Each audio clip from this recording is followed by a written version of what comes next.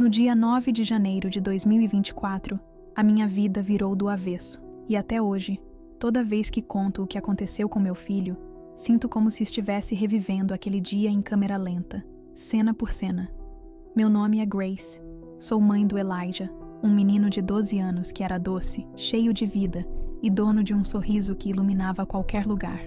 Naquela terça-feira gelada, ele ganhou um snow day. As aulas foram canceladas por causa da neve, e meu marido achou que seria divertido fazer uma trilha rápida com ele perto da trilha Miller, que fica bem próxima da nossa casa. Nada fora do comum, só uma caminhada tranquila por entre árvores congeladas. Eu fiquei em casa, trabalhando, esperando que os dois estivessem de volta antes do almoço. Mas o que era para ser um dia comum, acabou se transformando na pior tarde da minha existência. Às 14h12, recebi uma ligação. Não era do meu marido, era de um estranho, um homem com a voz trêmula, cercado por sirenes ao fundo, dizendo: "Você é a mãe do Elijah? Você precisa ir ao pronto-socorro de St. Joseph. Ele caiu no lago e não está respirando." Larguei tudo, peguei as chaves e saí correndo descalça. Não lembro de ter trancado a porta. Não lembro nem do caminho. Só sei que quando cheguei ao hospital, vi meu marido sentado no chão do corredor da emergência. Ele estava pálido, com as mãos cobertas de sangue. Elijah já estava na sala de trauma, cercado por médicos e enfermeiros que tentavam desesperadamente trazer meu menino de volta. Vi seus lábios azulados, vi o corpo tão pequeno e parado, e gritei. Gritei como nunca havia gritado na vida. Algo dentro de mim se rasgou naquele instante. Os médicos fizeram massagem cardíaca por 11 minutos. E então, ouvi, hora da morte, 14h44. Mas, naquele exato momento em que uma enfermeira se aproximou com um lençol para cobri-lo, Elijah soltou um suspiro. Não foi apenas um fôlego, foi um som forte, sufocado, como se ele estivesse sendo puxado à força de algum lugar distante. Seu corpo inteiro estremeceu. A sala virou um caos. Uma das técnicas deixou a máscara de oxigênio cair. Uma enfermeira chorou. Um jovem médico, espantado, sussurrou: "Isso não é possível." Mas aquele não era o fim da história. Era só o começo. Elijah voltou, mas não era mais o mesmo. O olhar dele tinha mudado. Ele não piscava como uma criança. Era como se ainda estivesse com um pé em outro lugar. E quando conseguiu falar, suas primeiras palavras foram: "Mãe, Jesus é real, mas ele não está sorrindo." Aquilo me congelou por dentro. Nós nunca fomos aventureiros ou imprudentes. Era só uma caminhada no gelo, nada mais. Meu marido já tinha feito aquele percurso várias vezes. Não havia sinal de perigo. Mas o que Elijah viu quando esteve fora deste mundo nos marcou para sempre. Ele não falou apenas do céu.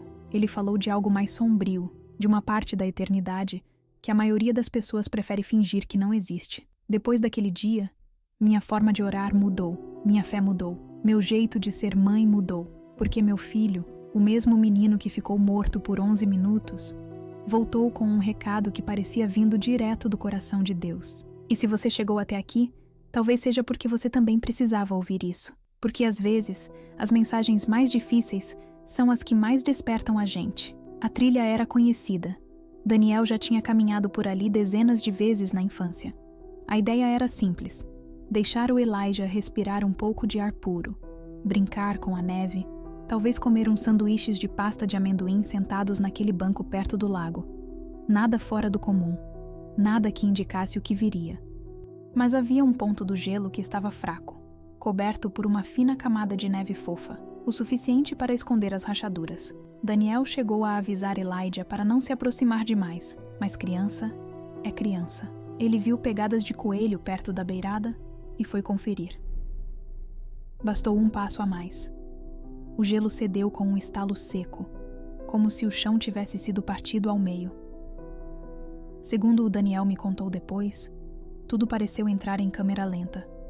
Elijah afundou de imediato. A água era tão gelada que ele não teve nem tempo de gritar. Foi como se o lago o engolisse sem aviso.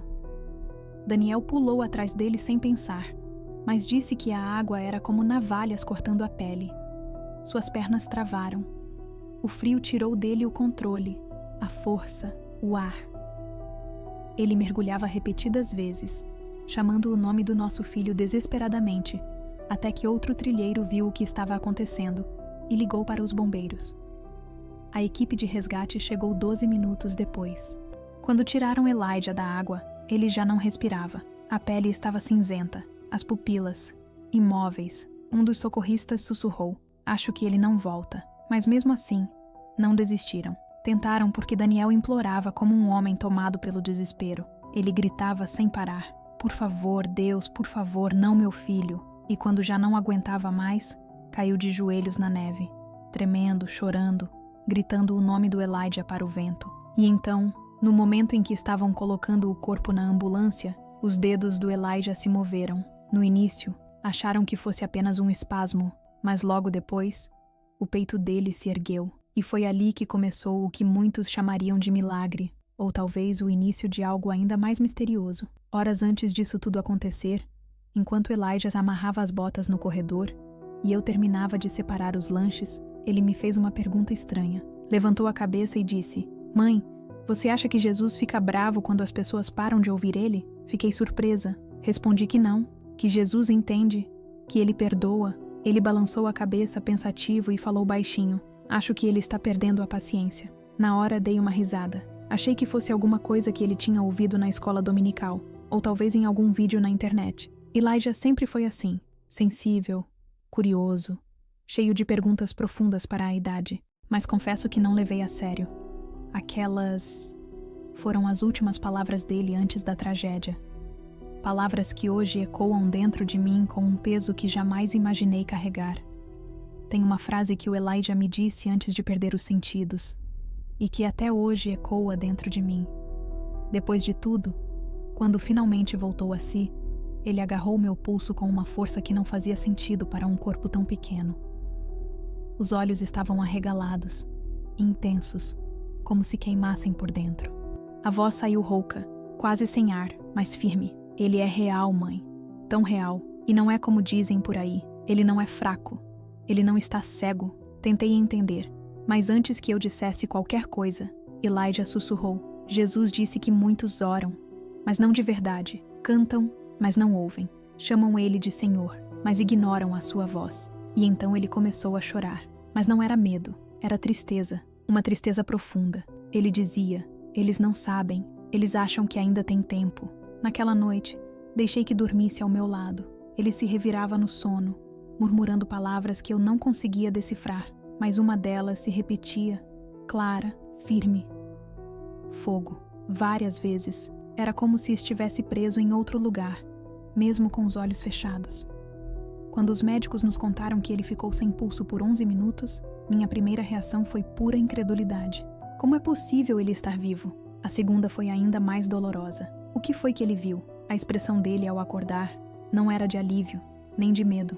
Era como se tivesse vivido uma década em questão de minutos. Parecia mais velho, mais calado, e seu olhar não focava nas pessoas, mas além delas, como se os olhos estivessem vendo algo que nós não podíamos ver. Naquela mesma noite, os médicos fizeram exames. Nenhum dano cerebral, nenhuma perda de memória, nenhum trauma físico. Mas o que ninguém conseguia explicar era a única frase que Elijah repetia: "O tempo está acabando." Chamamos uma conselheira para conversar com ele. Ela foi gentil, tentou confortá-lo e perguntou o que ele queria dizer com aquilo. Ele respondeu, com a voz tranquila e séria: "Jesus está fechando as portas, como na arca, e as pessoas ainda estão rindo, ainda estão dormindo." A conselheira atribuiu tudo à imaginação. Achou que fosse reflexo do trauma. Mas eu conheço meu filho. E naquela semana, ele não sorriu nem uma vez, recusou jogar videogame, não quis saber de desenhos, só pediu uma Bíblia. Todas as noites eu o encontrava orando sozinho no quarto escuro, e não eram aquelas orações infantis de costume, eram sussurros intensos, apertando os lençóis com força. Dizia coisas como: "Faz eles acordarem, mostra a verdade para eles." O Elijah que voltou não era mais o mesmo. E até hoje, ele não voltou a rir da mesma forma. Algo veio com ele de lá. Não foi só uma lembrança, foi um aviso. O Daniel, meu marido, me contou que nunca vai esquecer o momento exato em que sentiu o corpo do nosso filho amolecer. Ele tinha acabado de tirá-lo da água gelada, aos gritos por socorro, batendo no rosto do menino, implorando por uma respiração. Mas os olhos do Elijah estavam abertos e vazios. Daniel repete isso sempre. Os olhos dele estavam abertos, Grace, mas ele já não estava ali. os paramédicos tentaram de tudo. Massagens no peito, oxigênio, tubos, injeções, choques elétricos, nada. Sem batimentos, sem ar. Às 14h44, uma das socorristas simplesmente deu um passo para trás e, com a voz embargada, sussurrou: "Sinto muito." E foi ali, ajoelhado na neve, que Daniel desabou, abraçado às botas encharcadas do nosso filho, chorando como se o mundo tivesse se apagado, porque naquele momento parecia mesmo que tinha. Existem orações que não nascem da rotina, nem das palavras bonitas que a gente aprende com o tempo. São aquelas que brotam no desespero mais nu e cru, quando tudo foi tirado de você e tudo o que resta é a alma em carne viva, clamando. Foi nesse exato momento que o espírito do Elijah já tinha partido. O que ninguém ali sabia, o que os olhos humanos não podiam ver, é que ele já havia deixado o próprio corpo. Mais tarde, com a voz trêmula e os olhos cheios de lembranças que nenhuma criança deveria ter, ele contou que, assim que seu coração parou, uma leveza tomou conta de tudo. Disse que se sentiu solto, como se a gravidade não tivesse mais domínio sobre ele. Flutuava acima da cena, olhando os médicos e enfermeiros como se fossem atores em uma peça distante. Mas então veio algo diferente. Um puxão forte, gelado, como ser arrastado por uma correnteza profunda no fundo do mar. E aí, tudo ficou em silêncio. Mas não era aquele silêncio bom e reconfortante. Era um vazio. O ar parecia sumir à volta. Elijah descreveu aquilo como entrar num corredor feito de nada. Não havia chão, nem teto, nem fim. Só a consciência, crua, viva, mas sem corpo, sem olhos, sem pele, sem respiração. Só a sensação de estar ali, inteiro, mas virado do avesso. Foi quando notou algo adiante. Um brilho distante, parecido com fogo por trás de uma névoa espessa. Mas não era caloroso. Era assustador.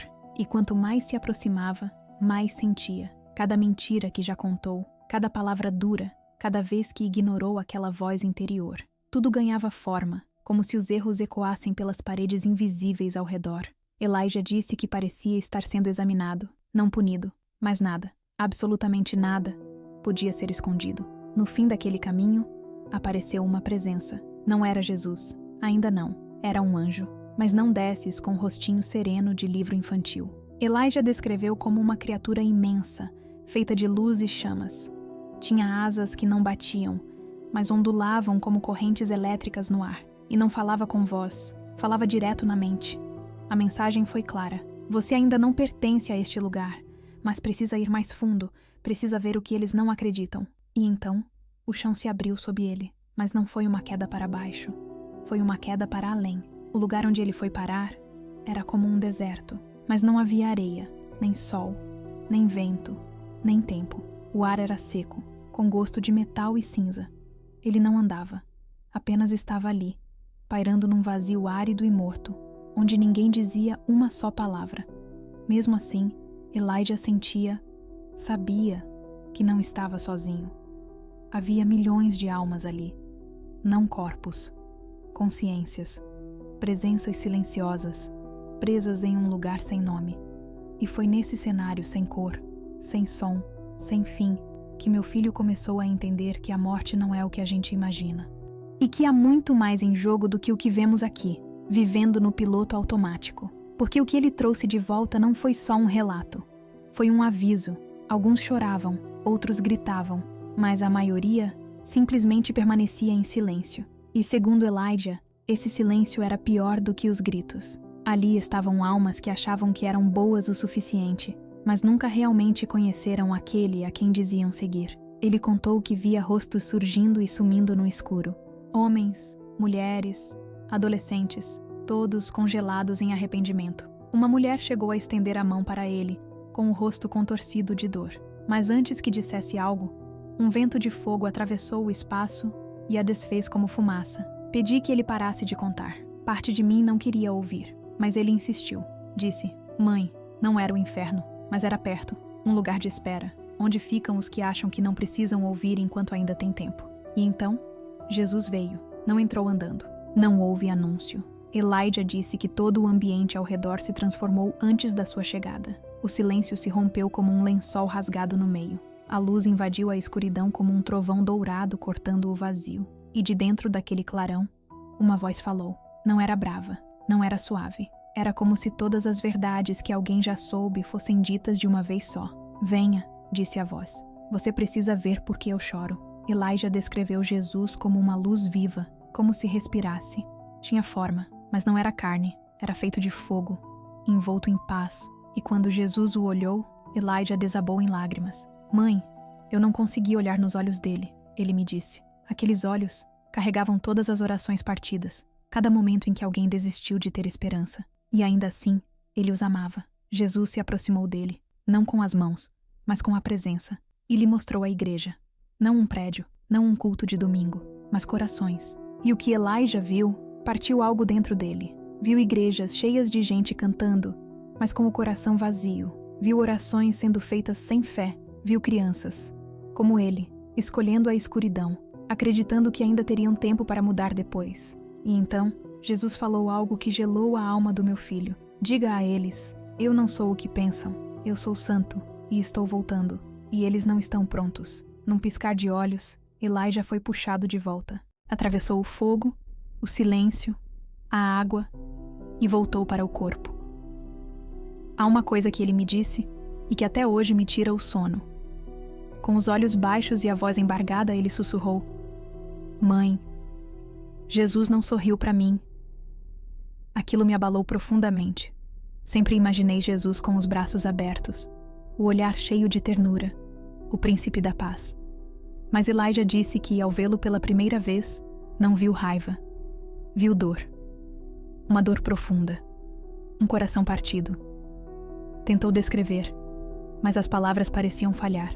Disse que Jesus não brilhava em branco, como nas pinturas. Era feito de fogo e ouro, como se a luz do sol dançasse sobre a água em movimento, intenso, vivo e cheio de um amor que carrega tristeza. E foi assim que meu filho voltou, não apenas com memórias, mas com um chamado, com um recado que não dá para ignorar, porque, como ele mesmo disse, o tempo está acabando, e muitos ainda acham que têm todo o tempo do mundo. A presença dele era diferente de tudo que Elijah já tinha sentido.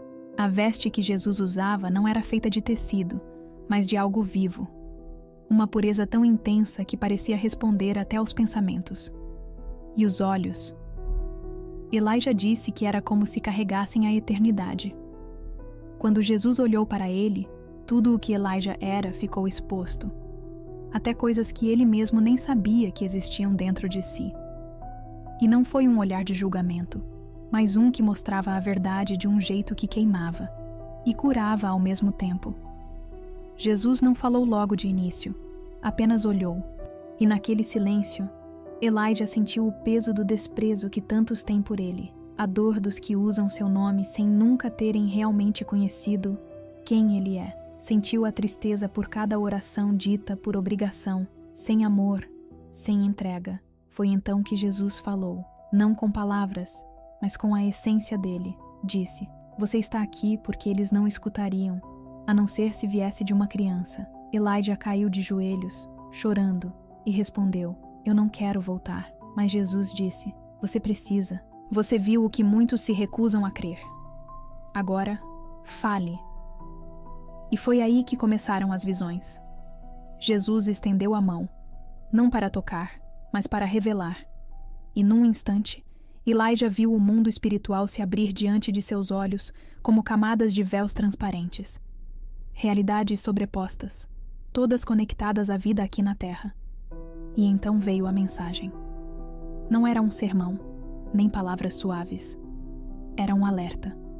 Jesus disse, diga a eles que eu estou voltando, mas não como esperam.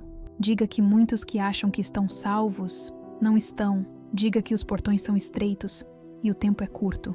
Elijah viu multidões dentro de igrejas, gente com bíblias nas mãos, cantando louvores, mas que não caminhava pelo portão estreito. Era como se todos estivessem numa fila, certos de que estavam indo para o céu. Mas, de repente, o caminho desviava, e eles ficavam confusos. Ele ouviu gritos, Senhor, nós te servimos. Mas Jesus respondeu, vocês serviram uma versão de mim que criaram nas suas mentes. Nunca me deixaram conhecer vocês. Enquanto contava isso, Elijah tremia.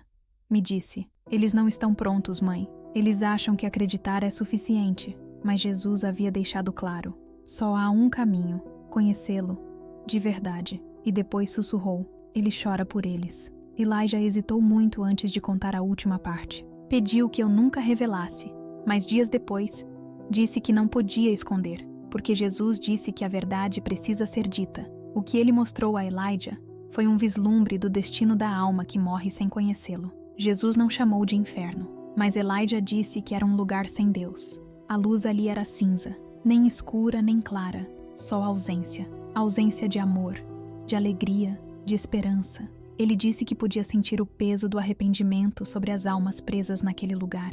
E o que mais o marcou foi isto: todos sabiam. Sabiam que tinham tido a chance.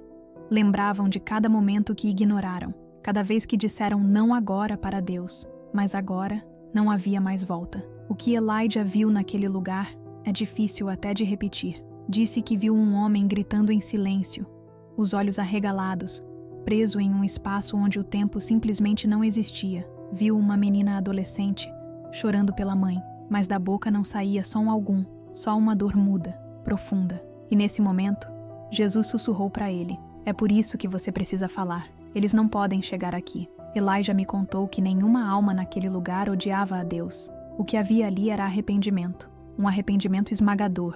Não contra o céu, mas contra si mesmos. Porque, quando a verdade chegou, já era tarde demais. Ouvir aquilo de um filho dói. Nenhuma mãe está preparada para saber que seu menino viu tamanha dor.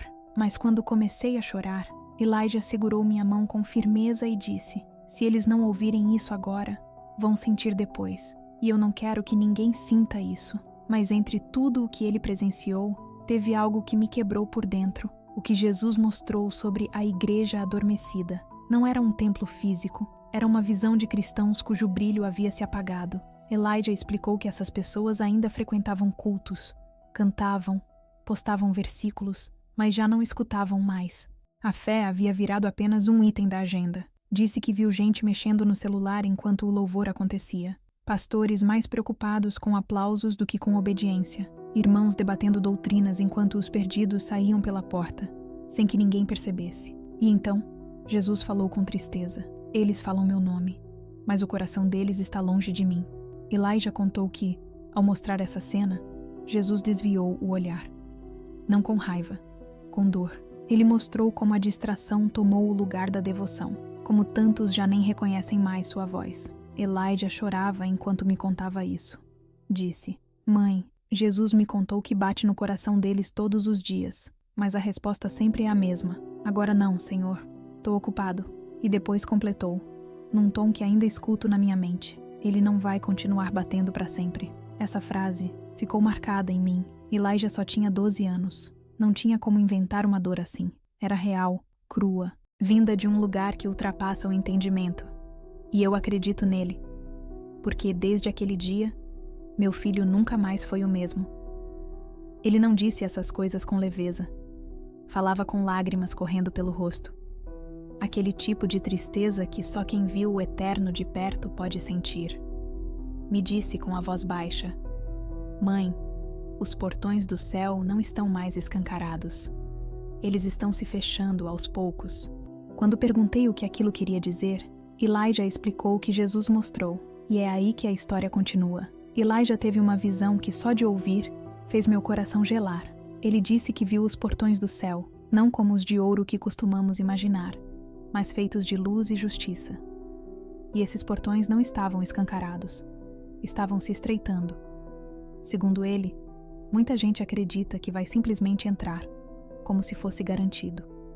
Mas não entendem que o céu não é para os orgulhosos, é para os que se rendem. Ele viu multidões se aproximando daqueles portões. Muitos estavam com roupas de igreja, carregando bíblias, citando versículos, mas os portões não se abriram. Não porque eram pessoas ruins, mas porque nunca se arrependeram de verdade.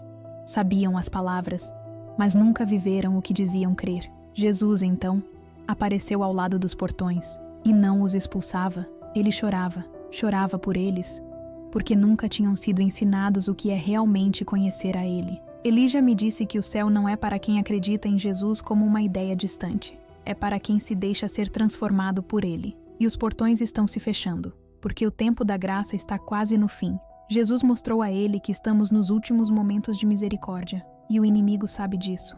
Por isso está entorpecendo as pessoas com distrações, vaidade, preguiça espiritual, até dentro das igrejas. Elijah me disse com uma voz baixa e firme: eles acham que estão salvos, mas nunca passaram pelo fogo da rendição, e é esse fogo que destrava a porta. Foi essa parte da visão que me fez entender que eu não podia mais guardar só para mim. A mensagem não era só para o Elijah, era para o mundo. Jesus mostrou a ele o que está por vir, e o que ele viu o apavorou. Disse que viu um calendário feito de nuvens, cujas páginas viravam rapidamente. Algumas datas brilhavam mais do que outras. E então, viu a terra do alto. Não como uma imagem de satélite, mas como se fosse através de olhos espirituais. Viu nações se levantando e caindo. Viu desastres naturais, confusão no céu e um tremor vindo do fundo dos oceanos. Mas o pior não era a destruição física, era a cegueira espiritual. Elijah contou que as pessoas estavam comemorando enquanto o céu se rompia. Gravavam os desastres, mas não oravam. Discutiam sobre a verdade, mas não a buscavam.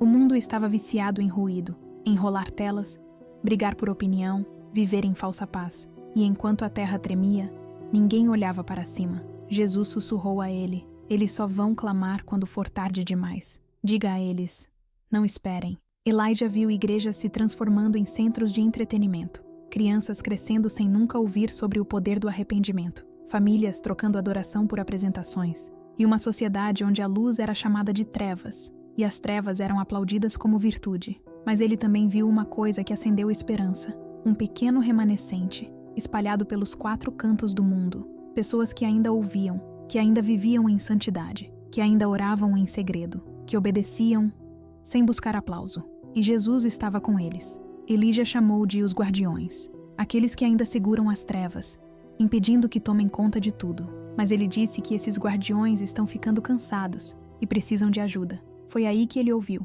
Jesus está fazendo um último chamado, e não vai vir por meio de grandes nomes nem de multidões. Vai vir através dos improváveis, as crianças, os quietos, os feridos, porque o tempo acabou, e a paciência do céu está no limite. Pouco antes de voltar para o corpo, Elijah teve uma visão que ele disse ter congelado sua alma. Chamou aquilo de o negro crescente. E não era apenas sobre guerras, fome ou terremotos. Essas eram apenas as manifestações visíveis. O que ele viu era uma escuridão espiritual se espalhando pelo mundo, como fumaça invadindo escolas, igrejas, governos, casas e até os corações dos que diziam crer. Ele viu crianças ficando frias, famílias se quebrando, igrejas silenciadas pelo medo de ofender, espíritos malignos se movendo livremente, sem resistência.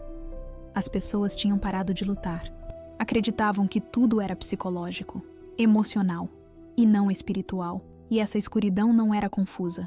Era inteligente, sutil, soprava mentiras com doçura. Dizia para as pessoas viverem a sua própria verdade. Trocaram a convicção pelo conforto. E o pior, abriram os braços para isso sorrindo. Elijah viu um homem elegante, poderoso, em pé diante de um púlpito, com uma luz falsa atrás dele, bonita, mas enganosa. Suas palavras falavam de paz, unidade, cura, mas carregavam veneno. As multidões aplaudiam, ovacionavam, se curvavam, e por trás dele, escondida, havia uma sombra observando tudo. Jesus então falou com Elijah: o que está vindo não vai parecer mal, vai parecer amor, mas será mentira, e muitos vão cair. Elijah, em lágrimas, perguntou o que poderia ser feito, e Jesus respondeu: apenas os que andam no meu espírito reconhecerão o que está vindo. Só os que conhecem a minha voz vão suportar o que está por vir. Depois disso, Elijah me disse: mãe, não tem mais tempo para brincar de igreja. Ele viu cidades inteiras mergulhando na escuridão, uma a uma, mas em meio a isso, havia casas onde a luz permanecia acesa. Eram os lares dos verdadeiros fiéis, lugares onde a oração ainda era viva, onde o nome de Deus era reverenciado, não como rotina, mas com temor. E por fim, Jesus disse: preparem-se, não com medo, mas com fogo, porque a escuridão está chegando rápido, e a única coisa capaz de resistir a ela é a chama viva do Espírito. Dizem que uma alma cheia da luz de Deus carrega um brilho que não se apaga. E foi assim que Elijah voltou, com algo dentro dele que já ardia. Quando ele abriu os olhos naquela cama fria de hospital, sim, ele estava respirando. Mas eu sou mãe, e sabia, no mesmo instante, que o menino que voltou não era mais o mesmo. Não no sentido clichê de estar mais maduro. Era mais profundo. Era como se uma parte dele tivesse sido arrancada e outra, muito maior, tivesse sido colocada em seu lugar. Ele olhou ao redor com estranheza, como se não reconhecesse o ambiente. Piscava devagar, como se seu espírito tivesse que se ajustar de novo ao peso do corpo. E quando finalmente me viu, não sorriu. Só me encarou com um olhar reverente, sério, e sussurrou: "Você estava orando?" Eu ouvi. Chorei na hora. Os médicos ficaram sem explicações. Fizeram exames, varreduras cerebrais, testes neurológicos e nada. Nenhum dano, nenhum sinal de trauma. Chamaram de milagre. Mas Elijah não reagia como alguém que escapou de uma tragédia. Era como alguém que tinha voltado de uma guerra. Naquela noite, ele não pregou os olhos. Ficou deitado, imóvel, encarando o teto, murmurando. Me aproximei e ouvi: "Perdoa eles, Senhor. Eles não sabem o que está vindo." Os dias que se seguiram foram estranhos. Elijah recusava ver TV. Não queria ouvir música. Dizia que o barulho atrapalhava o espírito. Parou de comer carne, não por saúde, mas porque Deus queria que ele estivesse limpo para a mensagem. Mas o que mais me deixou sem chão foi o que veio depois. Ele começou a ver coisas. Na igreja, na semana seguinte, ele me sussurrou: "Aquele homem ali tem o coração ferido, tá sorrindo, mas por dentro está cheio de raiva." Dias depois, descobrimos que aquele homem havia perdido o irmão em um acidente de carro com um motorista bêbado. Em casa, Elijah passava horas em silêncio. De repente, soltava frases como: "Algo está vindo do oeste. Precisamos orar." Um dia, ele tocou meu ombro e disse: "Você não precisa se preocupar mais com aquele caroço." Gelei. Eu não tinha contado a ninguém, mas estava aguardando exames por causa de um nódulo no seio. 2 dias depois, o médico ligou. Benigno. Sem explicação. Desaparecido. Elijah nunca se autodenominou profeta. Não busca atenção, mas disse: "Jesus me deu o fogo dele, não para impressionar, mas para preparar." E esse fogo deixou marcas, não visíveis ao olho humano, mas marcas que eu, como mãe, aprendi a enxergar. Antes daquele 9 de janeiro de 2024, Elijah era um garoto como qualquer outro. Amava Minecraft, pizza, batalhas com Nerf, dava risada de piadas bobas, dançava pela cozinha, colecionava pedrinhas como se fossem tesouros. Seu mundo era leve, inocente, cheio de vida, mas aquele Elijah não voltou. O menino que retornou é mais quieto, observador. O riso é mais contido, as piadas sumiram. Os olhos, os olhos. Um castanho profundo com reflexos dourados, que parecem enxergar através das pessoas. Não só olhar, mas ver de verdade. No começo, isso me partiu. Chorei a ausência do filho que criei. Senti falta da leveza, das dancinhas espontâneas, da voz dizendo: "Mãe, você é a melhor do mundo." E ainda sinto. Mas sei que o menino que voltou carrega algo que é maior do que tudo que eu poderia compreender. E mesmo com saudade do antigo Elijah, hoje eu caminho ao lado de um filho que carrega dentro de si um chamado eterno. Ele costumava dizer que eu era a melhor cozinheira da galáxia, mesmo quando eu queimava as panquecas. Mas com o tempo, algo novo começou a nascer dentro dele. Algo diferente. Elijah começou a acordar às 4h30 da manhã para orar. Ninguém o obrigava. Ele só dizia: "É nessa hora que consigo ouvir melhor." Todas as noites, ele escrevia páginas e mais páginas em um caderno, que ele chamava de downloads. No começo, não me deixava ler, mas um dia, disse que Jesus tinha falado que era hora de compartilhar. Quando abri, chorei. Havia avisos, visões, nomes de pessoas que ele nunca conheceu, descrições de acontecimentos em outros países, que depois, mais tarde, foram confirmados no noticiário. Ele escreveu sobre anjos vigiando cidades, sobre selos espirituais sendo rompidos, sobre um grande abalo que viria para separar os que se renderam de verdade daqueles que apenas fingem. Em uma das páginas, ele escreveu: "Mãe, eu não sou mais o mesmo, porque vi o quanto o tempo é curto. Cada respiração importa agora, cada palavra, cada olhar. Não dá mais para brincar de ser crente." O menino que criei se tornou uma tocha acesa no meio da escuridão. E ainda assim, ele continua sendo meu filho. Ainda me dá um beijo de boa noite. Ainda segura minha mão na hora da oração. Ainda fica nervoso antes de falar em público. Mas hoje eu entendo algo que antes eu não conseguia. Ele sempre foi, primeiro, de Deus. Acredito que ele foi enviado de volta com uma missão, e sei que o inimigo não está satisfeito com isso.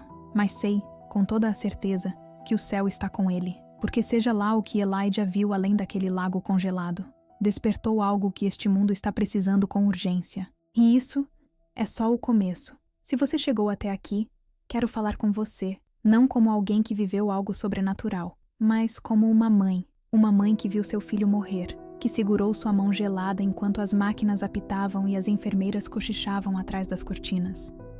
Uma mãe que suplicou a Deus por mais um momento e recebeu muito mais do que poderia imaginar. Porque Elijah não apenas voltou para mim, ele voltou com uma mensagem para você, para cada pai, cada mãe, cada professor, cada pastor, cada alma que ainda pensa que tem tempo de sobra. Eu também achava que levar meu filho para a escola dominical era suficiente. Eu também acreditava que se ele fizesse uma oração antes de dormir, estava tudo certo. Mas hoje, eu sei que não é assim. Eu achava que se mantivesse uma Bíblia na estante, se levássemos Elijah à igreja no Natal e na Páscoa, tudo estaria bem. Mas há 3 noites, ele me olhou nos olhos e disse algo que ficou marcado em mim. Mãe, a maioria dos pais está ensinando os filhos a serem bons, mas não a serem santos. E então ele completou: ser bom não leva ninguém ao céu, rendição leva. Aquilo cortou fundo. Naquele instante, caiu a ficha. Eu tinha dado tudo o que uma mãe pode dar: comida, roupas, abrigo, amor. Mas eu não o tinha ensinado a resistir no meio do fogo. Não o tinha preparado para lutar no espírito. Não o tinha treinado para ouvir a voz de Deus num mundo barulhento. E sendo honesta, a maioria de nós também não. Jesus disse a Elijah: as crianças são a última linha de frente antes da queda, porque os adultos já se tornaram insensíveis. E é por isso que agora Elijah ora, chora, intercede, carrega um senso de urgência que às vezes parece maior do que seu próprio corpo consegue suportar. E eu acredito nele. Ele não está tentando impressionar. Não está sendo dramático. Não está buscando atenção. Ele foi tocado por algo eterno e carrega um fogo que, como pais, precisamos proteger e não apagar. Se você é mãe como eu, ou pai, avô, avó, ou simplesmente alguém que ama alguém, por favor, escute. Não espere. Não ache que seu filho é pequeno demais para conhecer o Espírito Santo. Não pense que dá para ficar sério depois. Não parta do princípio de que está tudo bem só porque ele parece feliz. Elijah viu o que acontece com as almas que vivem baseadas em suposições. Ele viu onde elas acabam. Comece hoje. Ore por eles. Fale vida sobre eles. Ensine-os a ouvir a voz de Deus, não apenas a se comportarem bem. Mostre o que é rendição de verdade. Deixe que vejam você ajoelhado. Deixe que ouçam seu arrependimento. Permita que testemunhem suas lágrimas diante do Senhor, porque o tempo está correndo, a porta está se estreitando. E o céu não é só um lugar onde esperamos chegar. É um campo de batalha para o qual precisamos estar preparados. Esse é o meu testemunho. Esse é o alerta de Elijah. E essa é a sua chance. Não deixe passar. Que Deus desperte cada pai por meio dessa história. Que Ele agite cada coração que ouvir esse relato. E que quando chegar a hora, Ele nos encontre vigiando, orando e prontos.